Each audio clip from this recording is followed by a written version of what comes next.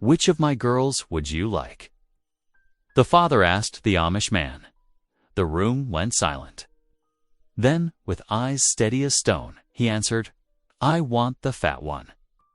Gasps echoed through the dusty church, whispers cut sharper than the wind across the prairie. For years, she'd been mocked and overlooked, but now she was chosen. Chosen not out of pity, but for a strength no one else saw. But the banker sneers from the shadows. He claims the family's land, their freedom, even the marriage itself. He holds papers that could tear everything apart. Yet, hidden in her late mother's Bible lies a secret that could shatter his lies or destroy them all.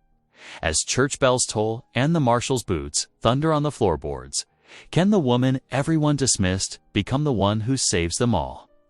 Tell me in the comments where you're watching from right now and if this story speaks to you. Make sure you hit subscribe so you don't miss the next one. Late afternoon sun cast long shadows across Pine Ridge's dusty Main Street as Elias Brenner shifted uncomfortably on the rough wooden bench outside Miller's General Store. His weathered boots scraped against the planks of the porch, marking time with his growing unease. The whispers of passing townspeople cut through the air like winter wind, each muttered word about his mounting debts making him sink lower into himself. Sophia stood quietly beside her sisters. Her broad shoulders curved inward as if to make herself smaller. She kept her eyes fixed on the toe of her worn boot, all too aware of the sidelong glances from townsfolk who pretended not to stare. Beside her, Anna fidgeted with her skirt while little Ruth pressed close to Sophia's side, seeking the comfort her eldest sister always provided. "Ain't nothing that can't be fixed with a good harvest," Elias announced to no one in particular, his forced laugh catching in his throat. The sound drew more curious looks from passersby. "Though maybe I ought to marry off the girls, just to keep food on the table." His attempt at humor fell flat, drawing nervous titters from the small crowd gathering near the store's entrance. Sophia felt her cheeks burn. She knew their situation was dire. The dried-up crops and empty barn told that tale. Plain enough, but to hear her father speak of his daughters like cattle at auction made her stomach twist. The sun dipped lower, and Sarah Miller lit the lamps. Inside the store, their warm glow spilling out onto the porch through dusty windows. The day's heat began to fade, bringing with it the evening bustle of townspeople finishing their business before heading home.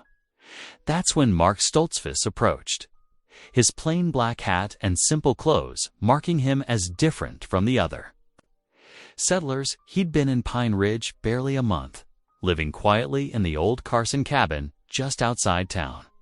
Sophia had seen him at church, always sitting straight-backed and attentive. Though he rarely spoke to anyone, Elias, perhaps emboldened by the younger man's presence, repeated his earlier jest. "Might have to marry off my girls, Mr. Stoltzfus. Times being what they are." His voice carried a desperate edge that made Sophia wince. The silence that followed seemed to stretch like taffy. Sophia could hear her own heartbeat, could feel the weight of every eye upon their family's shame. She wanted nothing more than to gather her sisters and flee back to their failing farm. Then Mark Stoltzfus spoke, his voice clear and steady as a mountain stream. "Which of your girls would you like me to meet?" He paused, and Sophia held her breath along with everyone else on that porch. "I'll take the fat one." The words hit Sophia like a physical blow. Her spine stiffened as someone in the crowd snickered.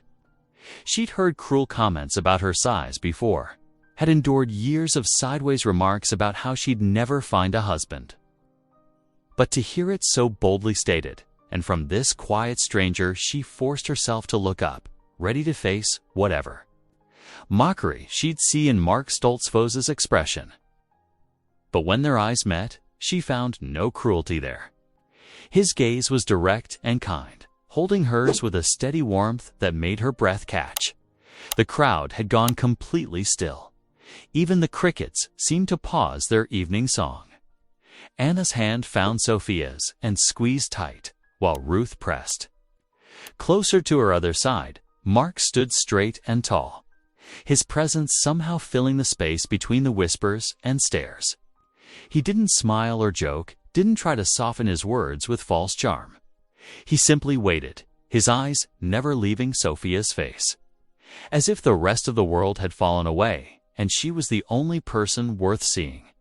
In that moment, Sophia saw something she'd never dared hope for respect. Not pity, not cruel humor, but genuine regard. It shook her to her core. This simple act of being seen as a person rather than a problem to be solved or a burden to be borne. The lamplight caught the angles of Mark's face, illuminating a quiet strength there. His hands, calloused from honest work, remained steady at his sides. Everything about him spoke of certainty, of a man who knew his own mind and wasn't afraid to speak it. Sophia felt something shift inside her chest, like a door creaking open to let in fresh air. For the first time in years, she stood straighter, letting her shoulders fall back naturally. She might be large, might be plain as the day was long, but under Mark Stoltzfus's steady gaze, she felt neither of those things mattered quite as much, as she'd always believed. The silence stretched on, heavy with possibility as the sun's last rays painted the Colorado sky in shades of purple and gold.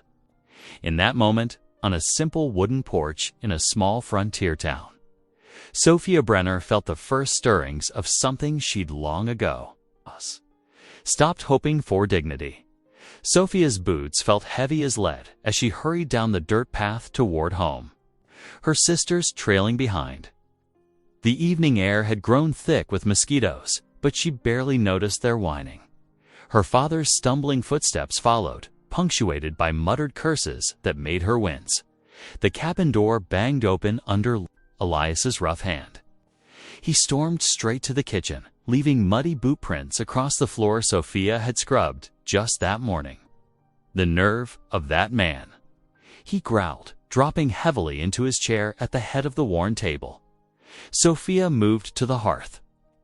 Without a word, stirring the meager pot of cornmeal mushed their third such supper that week. The wooden spoon scraped against the pot's bottom, each stroke measured and careful, like her breathing. "Did you see her face?" Anna's voice dripped with cruel amusement as she settled at the table. When he said "the fat one," she elbowed Ruth, who giggled despite Sophia's sharp look. "That's enough," Sophia said quietly, but her sisters ignored her. "Maybe he needs help pushing his plow," Ruth added with another giggle, "since his horse might not be strong enough." Sophia's hands trembled as she ladled the mush into their chipped bowls. The portions were small they'd need to make the cornmeal last until payday, but no one complained. They'd grown used to going to bed with hunger gnawing at their bellies. "Hush now," Elias said, but there was no real force behind his words. He stirred his mush listlessly, then set down his spoon. "Though maybe," he paused, glancing at Sophia, "maybe it ain't such a bad thing, come to think of it. Stoltzfus has his own land, works hard. Better him than some others I could name." "Like Mr. Clay?" Anna asked, referring to the town banker. Elias's face darkened. "That vulture. He'd sooner take our land than court any of you proper." He shook his head, pushing away from the table. "At least Stoltzfus is honest. Plain-spoken, maybe too plain, but honest." Sophia said nothing, just cleaned the dishes in silence while her sisters whispered and giggled. That night, she lay awake, long after the others had fallen asleep, watching moonlight creep across the cabin's rough-hewn walls. The next morning dawned clear and cool. Sophia was feeding the chickens when she heard wagon wheels approaching. Her heart jumped into her throat at the sight of Mark Stoltzfus's plain black wagon coming up the rutted drive. He sat straight and tall on the wagon seat, his broad-brimmed hat shading his face. The wagon was freshly washed, she noticed, and his boots had been cleaned of mud. He drew the horse to a stop and climbed down with deliberate movements. "Mr. Brenner," he called, and Elias emerged from the barn. "I've come to speak with you proper, if you've a moment." Sophia pressed herself against the doorframe, half hidden but unable to look away. Mark's voice carried clearly in the morning. "Heir, I'd like your permission to court your daughter Sophia," he said without preamble. "I need a wife strong in body and spirit. Someone who knows the value of hard work and isn't afraid of it." His eyes flickered to where Sophia stood, and she felt the weight of his gaze. "Someone who carries herself with dignity, despite what others might say." Sophia's hands clutched her apron, her mind whirling. Was this real? Or some elaborate jest she didn't understand? The news spread like wildfire through Pine Ridge. By Sunday service, the little clapboard church buzzed with whispers. Sophia sat rigid in her family's usual pew, feeling the weight of every stare. Every poorly concealed snicker heralded Clay's voice cut through the murmurs, loud enough to carry. "Well, well," he drawled from his position near the front. "Looks like we'll need extra material for the wedding dress." Several of his cronies laughed sycophantically. Sophia's face burned. She started to duck her head, a lifetime's habit of trying to make herself smaller, less visible. But then Mark stood up. He turned slowly, his calm gaze sweeping the congregation before settling on Clay. "I have chosen Sophia Brenner," he said, his voice clear and steady. "Because she has shown strength where others show weakness, and grace where others show spite." He paused, letting his words sink in. "I count it an honor to court her, if she have me." The silence in the church was absolute. Sophia's cheeks flamed again, but this time something else bloomed in her chest, a warmth that felt like sunrise. After a long, dark night, pride straightened her spine, even as confusion swirled in her mind. She dared a glance at Mark, who had remained standing. His expression held no hint of mockery or pity, only that same steady certainty she'd seen that first evening on the store porch. For the first time, Sophia allowed herself to wonder if perhaps, just perhaps, he meant every word. The next evening, Sophia stirred the bean pot with trembling hands. She'd added extra salt pork and the last of their dried herbs, hoping to make the simple meal more special. The cabin smelled of fresh-baked cornbread and strong coffee, a luxury they rarely allowed themselves. Mark was due any minute.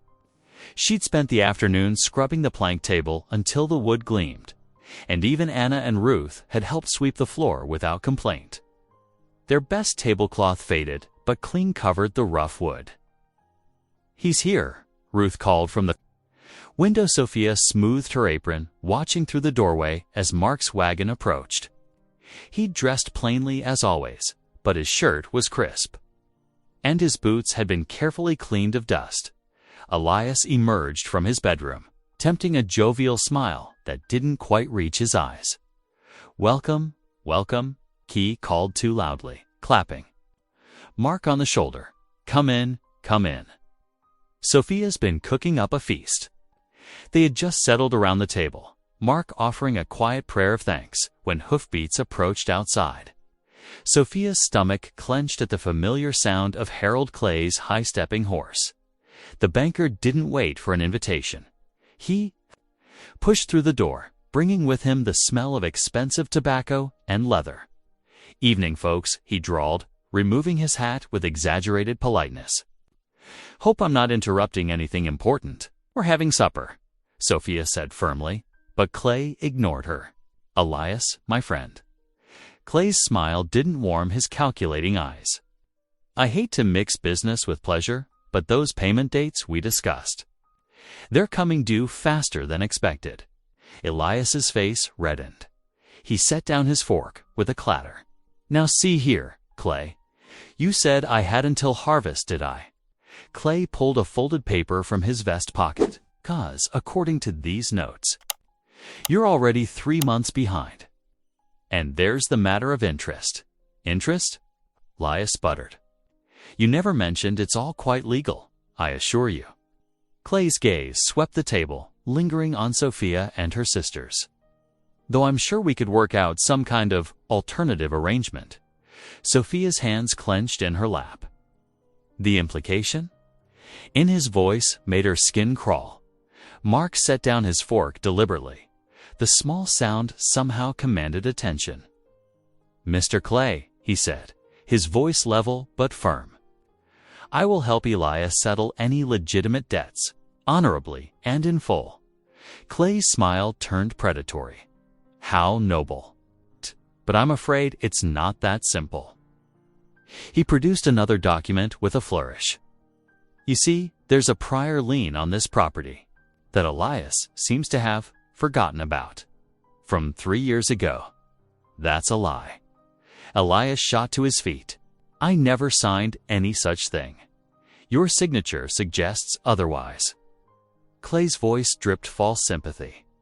"I'm afraid this land, everything on it, may already be forfeit." The silence that followed felt like a physical weight. Ruth began to cry softly.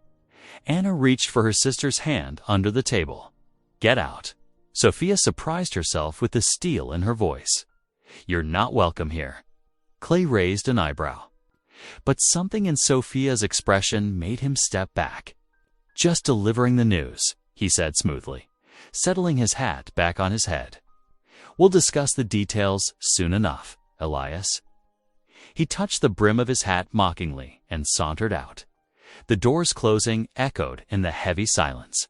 Elias slumped in his chair, looking suddenly old. "I swear I never signed," he whispered. Sophia began mechanically clearing the barely touched plates. Her hands shook so badly she nearly dropped one. "Let me help," Mark said quietly, rising to assist her. As they stood side by side at the wash basin, he spoke low enough that only she could hear. "Sophia, look at me." She raised her eyes reluctantly to meet his steady gaze. "I meant what I said," he continued. "I will help your family, and I give you my word I will not abandon you, any of you." Something in his voice, in the simple dignity of his promise, made Sophia's throat tight. She wasn't ready to fully trust, not yet. But for the first time since her mother's death, she felt the faintest stirring of security. The evening ended quietly. The family gathered around the hearth, where a small fire fought back the spring chill. Ruth dozed against Anna's shoulder, while Elias stared into the flames, lost in worried thought. Mark had taken his leave with a respectful nod to all. But his presence somehow lingered in the cabana, steady counterweight to Clay's menacing shadow. Sophia sat in her mother's old rocking chair, her mending forgotten in her lap. The flames cast dancing shadows on the walls, and somewhere in the distance, a coyote called into the gathering night. Morning sunlight streamed through the cabin windows, casting golden squares on the worn floorboards. Sophia stood before the small mirror in her room, pinning her thick brown hair into a neat bun. Her hands trembled slightly as she smoothed her faded work dress. "Ready, girl," Elias called from outside. The wagon wheels creaked as he finished hitching the team. "Coming, Father." Sophia took one last look in the mirror, squared her shoulders, and stepped out into the crisp morning air. Elias helped her up onto the wagon seat, his weathered hands gentle. The familiar leather reins creaked as he clucked to the horses. Set off toward town, the wagon swaying gently over the rutted dirt road. Prairie grass waved in the morning breeze, dotted with early spring wildflowers. The general store's bell tinkled as they entered. Mark was already there, talking quietly with Mrs. Peterson, the shopkeeper's wife. He turned at their entrance, offering a small but warm smile. "Good morning, Sophia." His voice was steady, like always. He nodded to Elias. "I hope you'll allow me to purchase fabric for Sophia's wedding dress." Mrs. Peterson was already pulling down bolts of fabric, her usually sharp tongue softened by the occasion. "I have some lovely blue wool that just came in," she said, spreading it across the counter. "Good and sturdy, but still fine enough for a bride." Sophia ran her fingers over the fabric. The blue was deep and rich, like summer sky just before dusk. She'd never owned anything so fine. "It's perfect," Mark said, seeing the look in her eyes. He turned to Mrs. Peterson. "We'll take enough for a dress, and perhaps a shawl as well," while Mrs. Peterson measured and cut the fabric. Elias wandered to the back of the store, examining farm tools with too much intensity. Sophia found him there, his shoulders slumped. "Father." She touched his arm gently. "I'm sorry, Sophia." A tease. Voice was rough with emotion. What kind of father trades his daughters to save his farm? "Your mother would be ashamed of me." Sophia's heart ached at the defeat in his voice. She took his calloused hand in hers, surprising them both. "You gave me to a man who saw me, Father. That's more than most." She squeezed his fingers. "Mother would understand that." Tears gleamed in Elias's eyes. He cleared his throat gruffly and patted her hand. That evening, lantern light glowed warmly through the church windows. The small building filled quickly with neighbors, their Sunday best slightly dusty from the dirt road. The regular pews had been pushed back to make room for a simple aisle down the center. Sophia stood in the church's tiny back room, her heart pounding. The new blue dress fit perfectly, thanks to Mrs. Peterson's swift needlework. She held a small Bible borrowed from the minister's wife, its leather cover smooth against her trembling fingers. Anna helped adjust the simple white collar of the dress. "You look beautiful," she whispered, and for once there was no teasing. In her voice, the church organ, slightly out of tune, began playing softly. Sophia took a deep breath and stepped through the door on her father's arm. Mark stood at the front of the church, tall and straight in his black coat. His eyes found hers, immediately steady and sure. Sophia felt something settle in her chest as she walked toward him. This was right, somehow, different from anything she'd imagined, but right. The minister's words were traditional and simple. Mark's voice was clear as he made his vows, promising before God and the community to cherish Sophia, to be faithful and true. When Sophia spoke her own vows, her voice grew stronger with each word. The congregation joined in singing Amazing Grace, the familiar hymn rising softly in the lantern-lit church. Sophia felt tears prick her eyes as the final notes faded away. Later, as Mark helped her into his wagon for the short ride to his cabin, Sophia felt a curious mixture of nervousness and relief. Her entire life had shifted in a single day, like earth turning under a plow. The wagon wheels crunched on the gravel path leading to Mark's cabin. It was a solid structure, smaller than her father's house, but well built, with smoke rising from the chimney where Mark had banked the mornings. Fire before leaving, he helped her down from the wagon, his hands strong and careful. "Welcome home, Sophia," he said quietly. Sophia looked up at the cabin her new home midst, windows glowing with lamplight against the deepening dusk. One day had changed everything. But as she followed Mark up the path, she felt not just the weight of change, but also the first flutter of hope. Dawn painted the eastern sky in soft pink and gold when Sophia opened her eyes. The unfamiliar sound of roosters crowing nearby made her sit up, momentarily confused by the plain walls and simple quilts of Mark's cabin. Their cabin now, she reminded herself. Wooden floorboards creaked beneath her feet as she dressed quickly. In her work dress, the main room was empty, but a small fire already crackled in the iron stove. Sophia looked around, taking in her new home in the clear morning light. Everything was spare, but purposeful: a rough-hewn table with 4 straight-backed chairs, shelves holding plain dishes, and Amish-made tools hanging neatly on pegs along one wall. The whole space spoke of order and simplicity. The door opened and Mark stepped in, carrying a pail of fresh water. "Good morning," he said, setting it down carefully. "I thought we might start the day by showing you around. There's much to learn."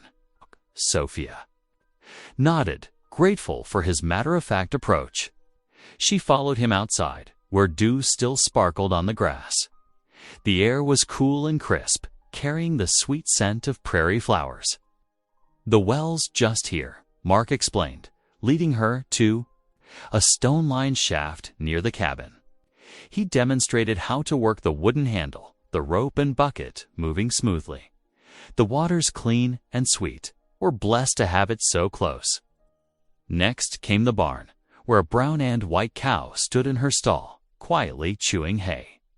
"This is Betsy," Mark said, patting the cow's flank. "She gives good milk, but she can be particular about who does the milking."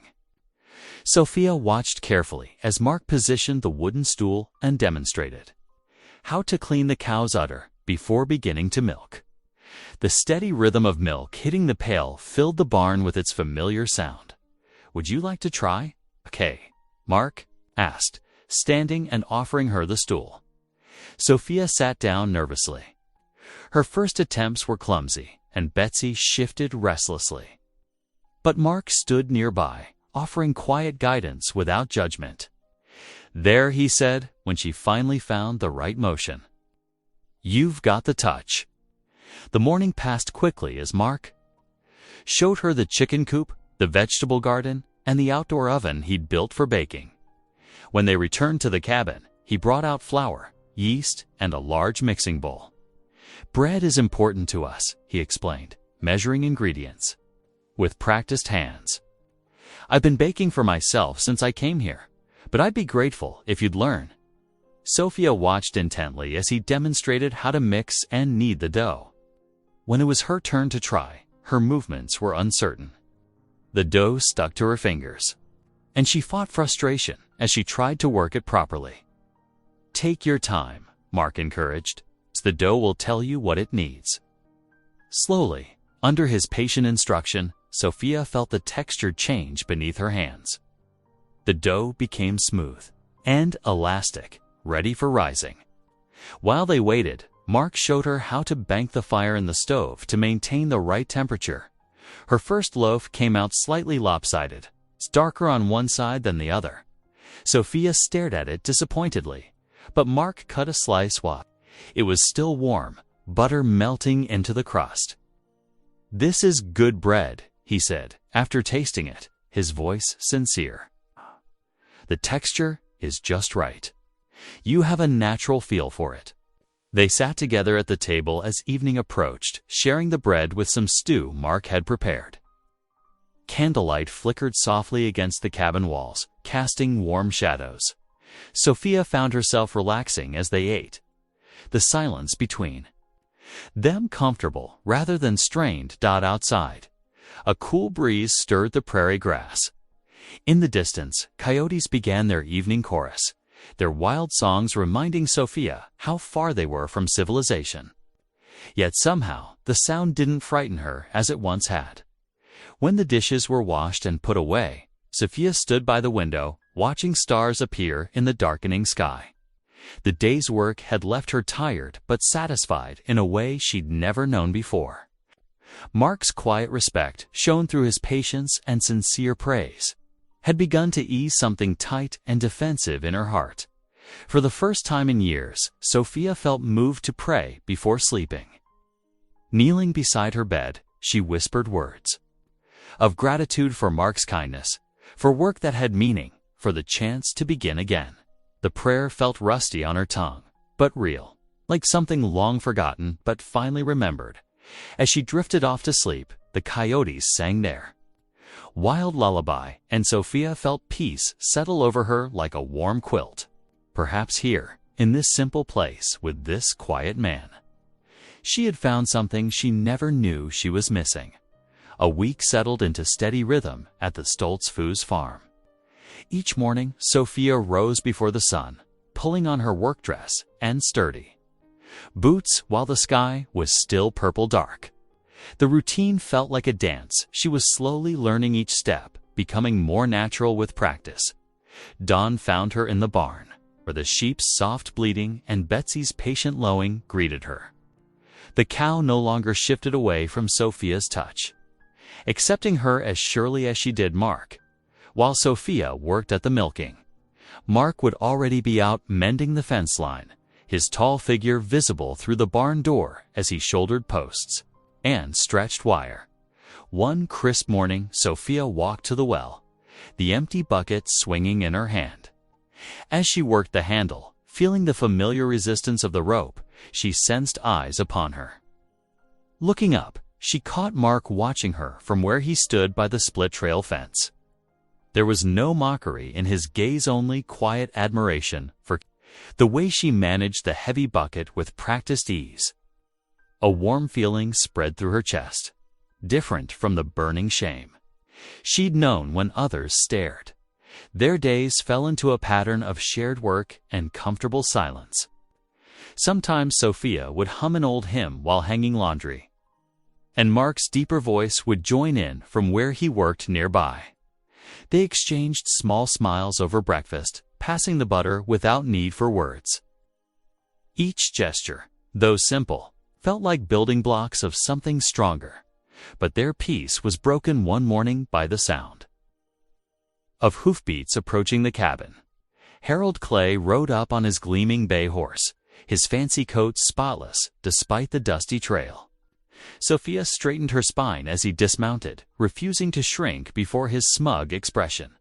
"Well, well," Clay drawled, adjusting his hat. "Married life seems to agree with you, Miss Sophie, or should I say Mrs. Stoltzfus, now."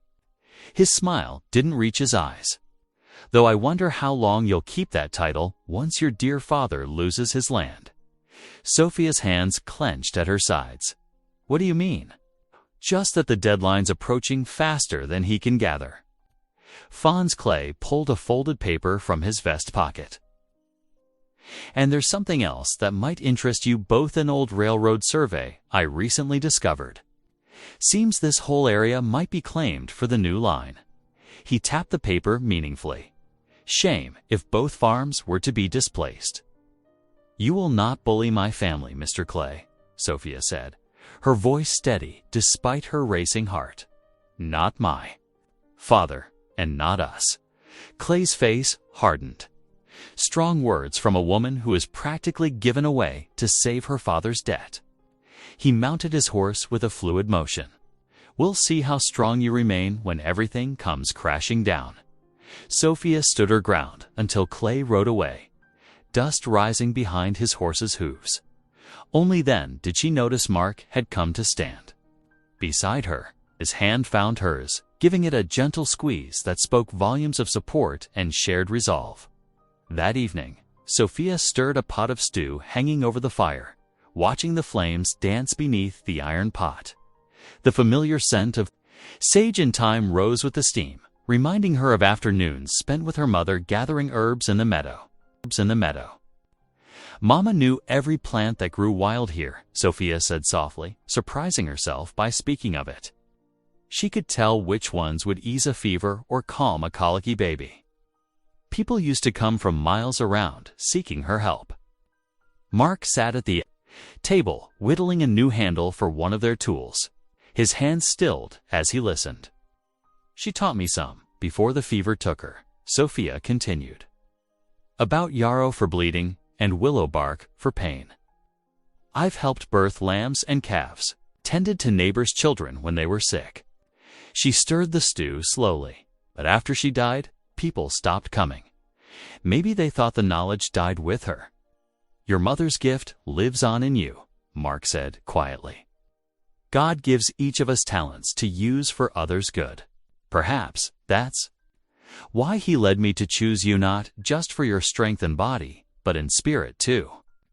Sophia felt warmth spread through her chest, different from the fire's heat.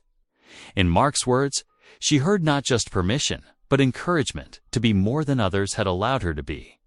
The knowledge her mother had passed down didn't have to stay buried like seeds waiting for spring.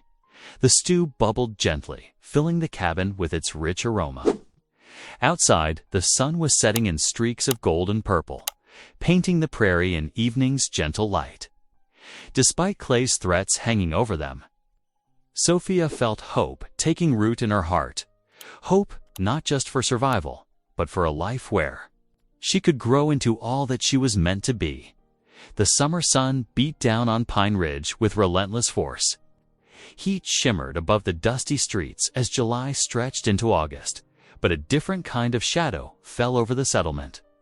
It started with little Sarah Miller's cough, then spread through the schoolhouse like wildfire. Soon, more than a dozen children lay feverish in their beds, her parents wringing their hands in worry. Sophia stood at her cabin window, watching dark clouds gather on the horizon. The air felt heavy, not just with coming rain, but with memories of her mother bent over sickbeds, administering healing teas and gentle comfort. She remembered the precise way Mama had stripped willow bark, how she'd layered mustard poultices. Just so I could help them, she whispered, more to herself than to Mark, who stood nearby mending a harness. Mark set down his work. "Then you should," he said simply. His quiet confidence wrapped around her like a warm shawl. That afternoon, Sophia gathered her mother's old medicine bag from the trunk where she'd kept it safe. Her fingers traced the worn leather as she filled it with dried herbs, clean cloths, and small jars of honey. Mark hitched up the wagon without being asked, ready to help however he could. They visited the Miller home first. Sarah's mother clutched Sophia's hand in desperation.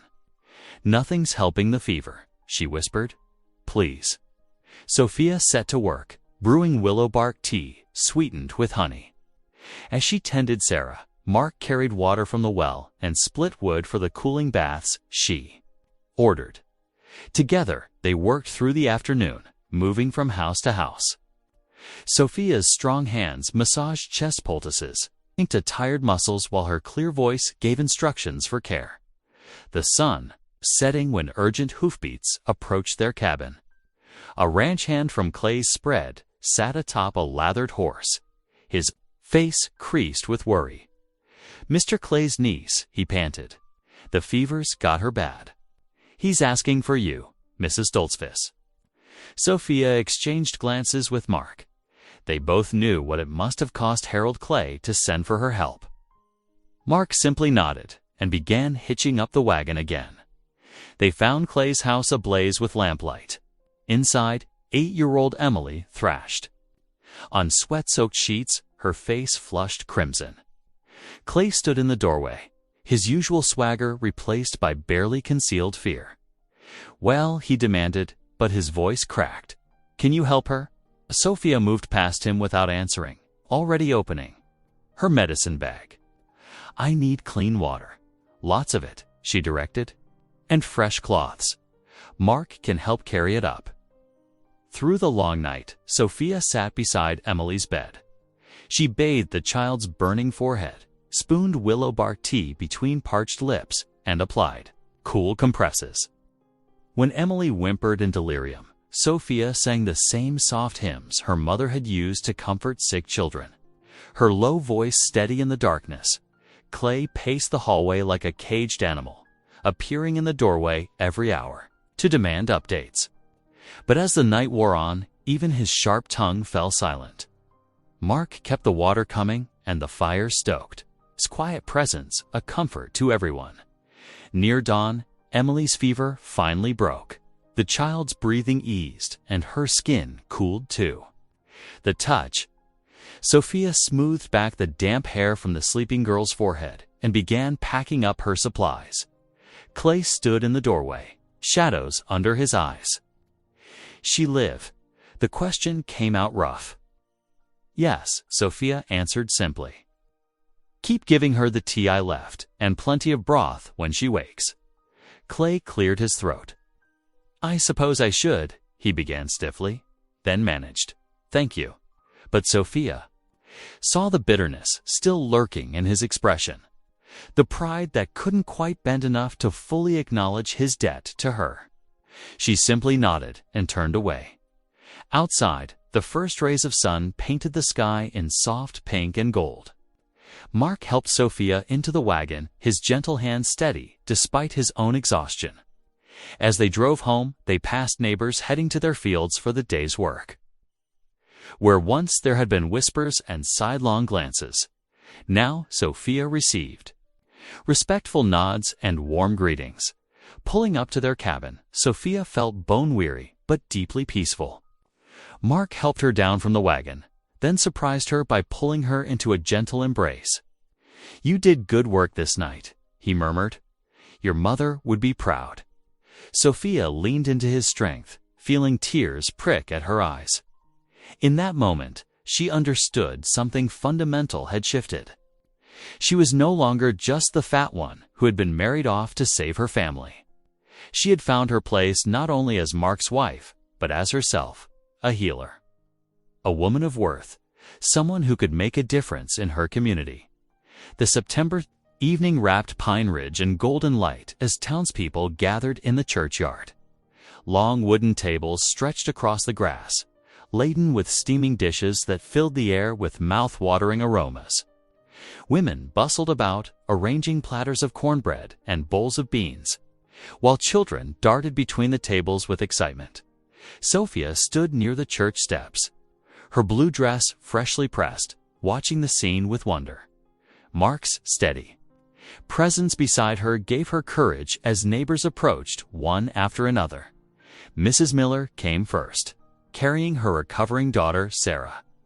"We wouldn't have made it through without you," she said, pressing Sophia's hand warmly. "The strong Brenner girl. That's what folks are calling you, no end. They mean it right." The words struck Sophia deep. She remembered countless times she'd heard whispers of the strong Brenner girl with mockery, but now the tone carried respect, even admiration. Her eyes misted as she saw her father, Elias. Beaming proudly from across the yard, Reverend Thompson raised his hands for blessing, and the community bowed their heads. After the prayer, people filled their plates and settled onto long benches. The setting sun painted everything in warm light, and conversation flowed easily between neighbors who had weathered the illness together. As the meal wound down, someone started a hymn. Sophia recognized the melody, "Amazing Grace," and found herself joining in. Other women's voices blended with hers, creating harmony that floated up into the darkening sky. Her own voice remained steady and true, no longer afraid to be heard. "That's a gift you have," old Mrs. Baker said afterward, patting Sophia's arm. "Both the healing and the singing. The Lord works in mysterious ways, bringing just what we need to Pine Ridge." The praise brought color to Sophia's cheeks, but she didn't duck her head as she once would have. Instead, she smiled and thanked Mrs. Baker properly, standing tall in her own skin. As darkness settled, lanterns were lit along the tables. Fireflies began to dance at the edge of the churchyard, and the younger children chased them while their parents lingered over pie and coffee. Sophia felt Mark's hand slip into hers under the table, his thumb tracing gentle circles on her palm. Later, back at their cabin, the peace of the evening settled around them like a comfortable blanket. Mark lit the lamp while Sophia set out the last of their morning bread. The familiar routine felt different somehow. Touched with something deeper than mere habit, Mark turned to her, his eyes soft in the lamplight. "Sophia," he said quietly, "I believe God sent you to me. Not just for duty or convenience, but as a true blessing." The words caught in Sophia's chest, warming places that had been cold for so long. She looked at his earnest face, remembering that day outside the general store that seemed so long ago now. "I used to think I was just a burden to be carried," she admitted, her voice barely above a whisper. "But now I feel chosen. Truly chosen." She paused, gathering courage, and loved. Mark's smile deepened, and he reached for her hand across the table. The moment glowed between them, as warm as the lamplight that cast their shadows on the cabin walls. Sophia felt laughter bubble up from some deep spring of joy, and Mark joined in the sound of their shared happiness filling the small space. But the peace shattered like glass when urgent hoofbeats approached through the darkness. Mark rose quickly, moving to the door. Outside, Tom Wilson, one of the younger ranchers, sat atop his horse, breathing hard. "Mark, Sophia," he called out. "Just rode from town. Clay's filed new papers with Marshall Harland claiming fraud against you both. Says Mark's homestead claim is false, and Elias made illegal dealings with the bank." Tom's words tumbled out in a rush. "The marshals due tomorrow to investigate." Sophia felt the warmth drain from her body. She reached blindly for Mark's arm, steadying herself against the doorframe. All the joy of the evening seemed to evaporate like morning dew, leaving only cold fear in its wake. "There's more," Tom added grimly. "Clay's saying the railroad survey gives him rights to both properties yours and the Brenner place. Says he's got documents to prove it." Mark's hand found Sophia's in the darkness, squeezing gently. But she could feel the tension in his grip, matching the heavy dread that settled in her own heart. The night that had seemed so full of promise now pressed around them with oppressive weight, and all their newfound peace lay scattered like autumn leaves in a storm. Morning sunlight cast long shadows across Pine Ridge's Main Street as hoofbeats echoed through the quiet settlement. A cloud of dust rose behind the approaching rider, his badge glinting in the early light. United States Marshal James Harlan sat tall in his saddle, his weathered face set in grim lines as he drew his horse. To a halt outside the general store, townsfolk gathered quickly, drawn by the sight of federal authority. Harold Clay emerged from his bank office, a smug smile playing at the corners of his mouth. The marshal dismounted with the stiff movements of a man who'd spent too many hours in the saddle. "I have documents requiring immediate attention, Marshal," Harlan announced, his voice carrying across the growing crowd. He pulled papers from his saddlebag, the crisp edges showing recent handling, concerning property claims and marriage validity in Pine Ridge territory. Sophia stood near the back of the crowd, her heart pounding as Mark's steady hand rested on her shoulder. She watched Clay's satisfied expression and felt sick to her stomach. "Unless substantial debts are settled," the marshal continued, consulting, "the papers and these claims of fraud are disproven. I'll need to investigate both the Brenner farmstead and the recent marriage of Mark Stoltzfus." His tired eyes swept the crowd. "These are serious allegations, folks." Whispers rippled through the gathered townspeople. Sophia heard fragments of conversation that cut like knives. Always knew something wasn't right about that rushed wedding, and poor Brenner girls caught up in their father's mess. But other voices rose in defense. "Sophia saved my Sarah's life, and Mark Stoltzfus is an honest man." The town seemed to split down the middle, divided between suspicion and support. Clay stepped forward, every inch the concerned citizen. "Marshal, I hate to bring such matters to light, but as a representative of the bank's interests." He spread his hands in a gesture of false regret. The marshal folded the papers with precise movements. "I'll begin interviews tomorrow. Meanwhile, no one leaves town without my permission." As the crowd dispersed, Sophia felt Mark's grip tighten slightly on her shoulder. His voice came soft but firm. "We'll face this together." That evening, the Brenner cabin's kitchen felt smaller than usual, cramped with worry. The family gathered around the scarred table while thunder rumbled in the distance. Elias sat with his head in his hands, his usual bluster replaced by defeat. "I should have known better," he muttered, fingers working nervously at the tablecloth's edge. "Years back, when the crops failed, Clay came with those papers. Said it was just a temporary loan." He looked up, eyes haunted. "I signed without reading. Proper. Your mother was sick then, and I—" his voice cracked. Sophia moved to her father's side, placing a gentle hand on his shoulder. The gesture reminded her so much of her mother that tears pricked at her eyes. "Mama always said truth would outlive lies," she said softly, the words coming from some deep well of memory.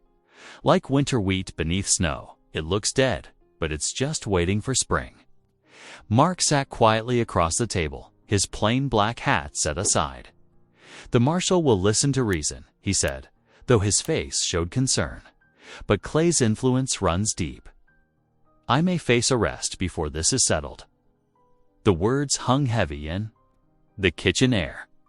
Outside, another rumble of thunder shook the windows. Closer now. Dark clouds had gathered all afternoon, matching the mood within. "We should pray," Mark suggested, his voice steady despite everything. "Together as family." They joined hands around the table, Elias's rough from years of farming, Mark's strong and sure, Sophia's capable and warm. Their heads bowed as Mark led them in simple, earnest prayer. "Lord," he began, "guide us through this valley. Let truth shine bright as morning sun. Protect this family you've brought together." Lightning flashed outside, illuminating their linked hands for a brief moment. The thunder that followed seemed to shake the very foundation of the cabin. Sophia felt tears sliding down her cheeks. But she held tight to both her father's and husband's hands as Mark's prayer continued, barely audible above the growing storm. Sophia remembered all the changes these past weeks had brought. Respect earned, love found, family strengthened. She refused to believe God would let Clay destroy it all with lies. Their amen was almost lost in another crash of thunder. The storm had arrived in full force now, rain drumming against the roof like an army of angry fists.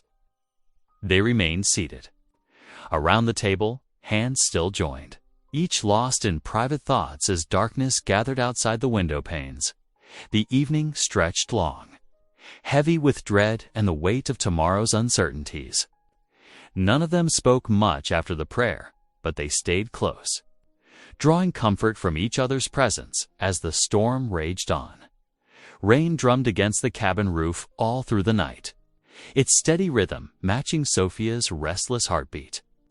As the first hint of dawn crept over the horizon, she stirred from fitful sleep to hear Mark's voice, low and earnest in prayer by the window. The sound brought comfort, even as worry gnawed at her stomach. Water dripped steadily from the eaves, creating muddy puddles below. The morning air felt heavy with moisture and dread. Sophia watched Mark's shoulders rise and fall as he continued his devotions, his plain black vest a dark shape against the gray light. When he finally turned to her, his eyes held both concern and conviction. "The Lord will make a way," he said. Simply but outside their cabin, Pine Ridge buzzed with darker predictions. As Sophia crossed the muddy street to visit her father's house, she heard fragments of conversation that made her chest tight. Marshall might jail Stoltzfus by sundown. One woman whispered to another. "Heard tell the Brenner Sal lose everything," came the reply, even the clothes on their backs. Sophia kept her head high, though each word stung. She pushed open the familiar door of her childhood home, finding the main room empty. Her footsteps echoed as she made her way to her mother's old chest, tucked away in a corner. The wooden lid creaked as she lifted it, releasing the faint scent of lavender and memories. Her hands trembled slightly as she sorted through the contents. Precious scraps of paper held her mother's careful handwriting, recipes for fever tea and cough syrup, instructions for treating burns and binding wounds. Sophia set these aside reverently. Her fingers found smooth wooden sewing needles, a tangled skein of thread, and finally, the family Bible. Its leather cover worn soft with years of handling. She opened the Bible carefully, hoping to find record some proof that might help their case. But the pages held only pressed flowers and familiar passages marked with faded ribbon. No answers revealed themselves among her mother's treasures. By afternoon, clouds still hung low over Pine Ridge as Sophia watched Mark walk toward the courthouse. His steps were steady, despite the mud that clung to his boots. She wanted to run after him, to stand by his side, but he had asked her to wait at home and pray inside the courthouse. Marshal Harlan sat behind a scarred wooden desk, his face unreadable as Harold Clay presented his documents with flourish. Sophia later heard from Mrs. Peters, who cleaned the courthouse, how Clay had smiled like a cat with cream while pointing to various signatures and dates. These papers clearly show Clay had declared that both the Brenner land and certain recent arrangements were secured through questionable means. But Mark had stood calm, his voice clear in the stuffy room.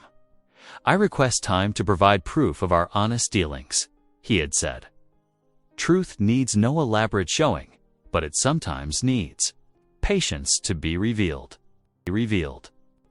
The marshal had studied both men, Clay in his fine suit, Mark in his plain clothes, before making his decision. 3 days, he announced, his voice heavy with authority. "I'll give you 3 days to bring proof, but mark my words, Stoltzfus. If nothing's found, you'll face arrest, and the Brenner claims will be forfeit." As dusk settled over Pine Ridge, Sophia and Mark sat before their hearth. The fire crackled and popped, throwing warm light across the cabin's simple furnishings. Neither spoke for a long while, each lost in thought. Sophia's hands worried at her apron, while Mark stared into the flames. Finally, Mark reached over and covered her restless hands with his own. The gentle pressure of his calloused palms steadied her. "The Lord does not abandon his children," he said softly, his voice carrying the same certainty it held in prayer. "Not in storm, not in drought, not in times of testing." Sophia looked at their joined hands, his large and work-roughened, hers strong and capable. Fear still fluttered in her chest, but alongside it grew something else: determination. She thought of her mother's careful recipes, her father's years of honest work, Mark's steady faith. Surely truth would find its way to light. Outside, the rain had finally stopped. Water still dripped from the eaves, but the sound now seemed less like tears and more like the steady ticking of a clock, counting down their 3 precious days. Sophia squeezed Mark's hand, drawing strength from his touch and his faith. Whatever proof they needed, they would face this challenge together. Morning sunlight filtered through the cottonwood leaves as Sophia made her way back to the Brenner farmstead. Her boots left prints in the mud from yesterday's rain, each step carrying both purpose and worry. The old house came into view, its weathered boards holding years of family memories both sweet and bitter. Elias met her at the door, his face drawn with sleepless concern. "Come in, girl," he said, his voice rough. "Been up since dawn, turning everything inside out." Inside, the house looked as if a whirlwind had swept through. Drawers hung open, their contents scattered across tables and chairs. Boxers that had sat untouched for years now stood empty, their dust-covered items spread across the floor. "We'll find something, Pa," Sophia said, though her heart squeezed at the chaos. She began methodically searching through a pile of yellowed papers, while Elias knelt to pry up floorboards in the corner, his joints creaking with the effort. Hours passed. The sun climbed higher, heating the room until sweat dampened Sophia's collar. They searched every crack and crevice behind the stove, beneath loose wallpaper, in the rafters above. Nothing surfaced but mouse droppings and forgotten toys from Sophia's childhood. By late afternoon, exhaustion and disappointment weighed heavy on them both. Sophia stepped outside, seeking relief in the shade of the old cottonwood tree. The same tree where her mother used to sit and read from the family Bible, teaching Sophia her letters and God's words together. The memory struck her like lightning. The Bible? Her mother had always tucked important papers between its pages for safekeeping. Sophia hurried back inside, her heart quickening. "Pa, where's Mother's Bible?" Elias looked up from where he sat slumped at the table. "Up on the shelf there," he pointed. Though I don't see how, but Sophia was already reaching for the worn leather volume. Its familiar weight settled in her hands as she carried it back outside to the cottonwood's shade. Sitting on the ground, she began carefully turning the pages. Remembering how her mother's fingers had traced these same verses years ago, between Chronicles and Psalms, something slipped free. A folded paper, yellow with age but still crisp, fluttered to her lap. Sophia's hands trembled as she opened it. Her eyes widened. There, in faded ink but clear as day, was a deed marked paid in full. The signature at the bottom belonged to Oliver, Thompson's Clay's predecessor at the bank. The date and amount matched the loan Elias had taken years ago. Pa Sophia's voice cracked with emotion. Pa, come quick. Elias stumbled out the door, squinting in the sunshine. Sophia thrust the paper toward him, her hands shaking. Look, Mother kept it safe all this time. Elias took the deed, his weathered, hands gentle with disbelief. As he read, tears began rolling down his cheeks into his graying beard. Your mother, he whispered. She always said to trust in the Lord's timing. Sophia wrapped her arms around her father as he wept tears of relief. A vindication, of grief for the wife who had protected them even after her passing. They stood together under the cottonwood tree until the sun began to sink toward the horizon. I need to get this back to Mark, Sophia said finally. We'll keep it safe until morning. Elias nodded, carefully folding the precious document and placing it in Sophia's hands. Your mother would be proud of you, girl, of the woman you've become. The walk back to her cabin seemed lighter somehow, despite the weight of responsibility. She carried Mark Metter at the door, his face questioning. When she showed him the deed, his eyes grew bright with gratitude. The Lord provides, he said softly, drawing her close. That evening, they sat together by the hearth, the deed safely tucked beneath Sophia's pillow.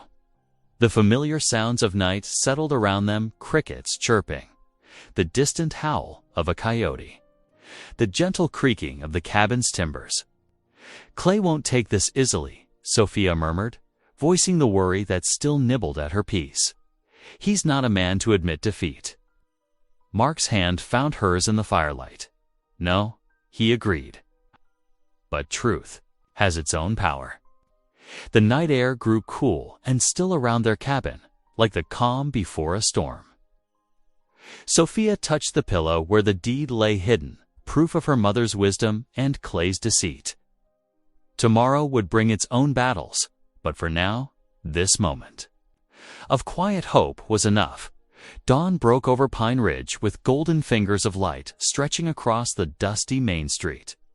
Sophia stood before her mirror, smoothing her blue dress, the same one she had worn for her wedding.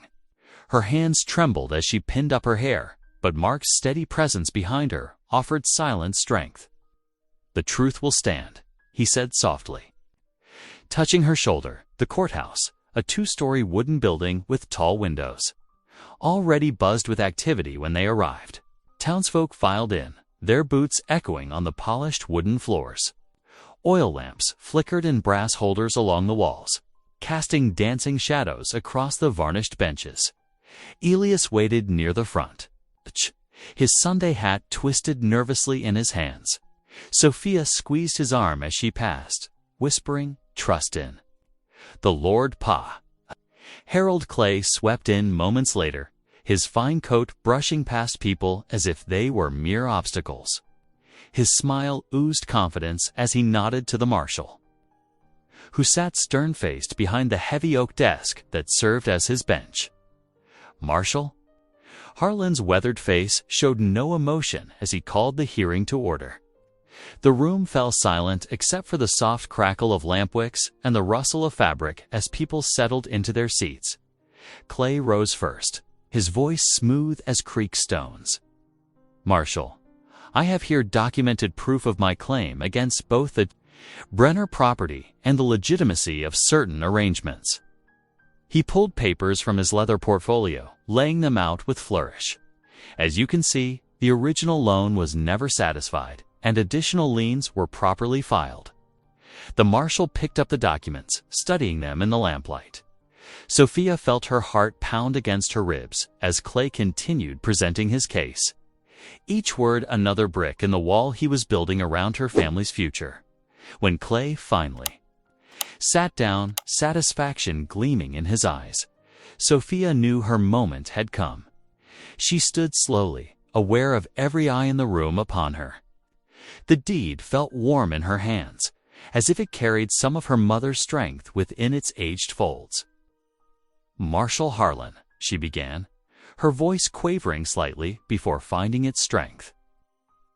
"I have here the truth that proves Mr. Clay's documents false." She stepped forward, unfolding the deed with careful fingers. "This shows the original loan was paid in full, signed by Mr. Oliver Thompson himself." A collective gasp rippled through the courthouse. Clay's face darkened like storm clouds.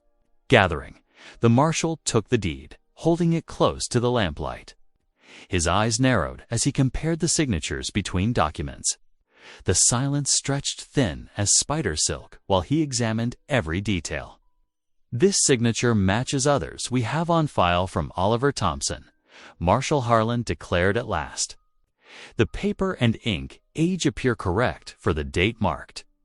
Clay shot to his feet. "It's impossible. That document is clearly forged. I remember that payment," a voice called from the back. Old Mrs. Peterson stood, her gray head held high. "I was working at the bank that day. Elias Brenner came in with a leather pouch full of coins. Mr. Thompson counted every one." Another voice joined in. "That's right. I hauled Brenner's cattle to market that month. He said the money was for the banknote." Clay's face had turned the color of curdled milk. "These people are lying.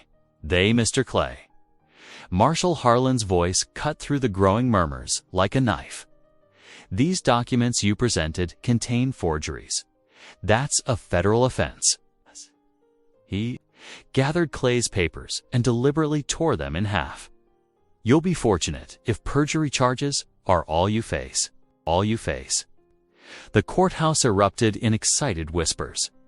Clay stood frozen for a moment, then grabbed his portfolio and stormed toward the door, his boots striking the floor like angry hammer blows. The crowd parted before his fury, but their eyes held contempt. Rather than fear, Sophia's legs went weak with relief. Mark caught her as she swayed, drawing her close against his chest. Tears spilled down her cheeks as the tension of weeks finally broke. Around them, the townspeople began to gather, offering congratulations and blessings. "The Lord's truth prevails," Mark murmured into her hair, his own voice thick with emotion. Elias pushed through the crowd to embrace them both, his eyes shining. "Your mother?" he whispered to Sophia. "She's watching today, girl. She's watching and smiling." The little church of Pine Ridge glowed with morning sunlight that Sunday, its whitewashed walls fresh against the blue Colorado sky. Through open windows, hymn music floated out across the prairie grass. Carried by dozens of voices lifted in joy, Sophia sat in the front pew beside Mark, her hand tucked securely in his. She wore her blue dress again, freshly pressed, with wildflowers woven into her dark hair. The wooden pews creaked beneath the weight of what seemed like the entire town, gathered to witness this moment of redemption.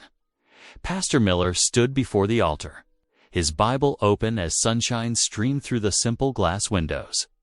"We gather today," he announced, his voice carrying to the rafters, "to celebrate God's providence in the union of Mark and Sophia Stoltzfoss."